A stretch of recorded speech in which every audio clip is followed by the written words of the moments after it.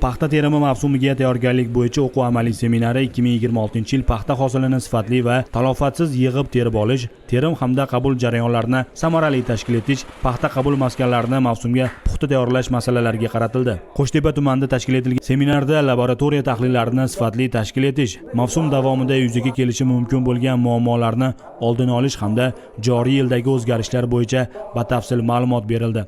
Hosilni yetishtirish qanchalik mashaqqatli bo'lmasin, uni yig'ib olish va qabul qilish jarayonining to'g'ri tashkil etilishi ham yakuniy natijaning muhim omilidir. Shu bois paxta qabul qilish maskanlarining mavsumga tayyorgarligi, zamonaviy axborot tizimlaridan foydalanish va laboratoriya nazoratini kuchaytirish bugungi kunning dolzarb vazifalaridan biri. Joriy yilda Farg'ona viloyatida 72 ming gektar maydonga jami 371 ming 500 tonna paxta xomashyosi yetishtirishni rejalashtirgan. Viloyatdagi 13 ta paxta to'qimachilik raisligiga tegishli 36 ta paxta qabul qilish maskanlari hamda viloyatdagi 20 ta kooperatsiyaga tegishli paxta qabul qilish maskanlariga paxta xomashyosini jamg'arish rejalashtirgan.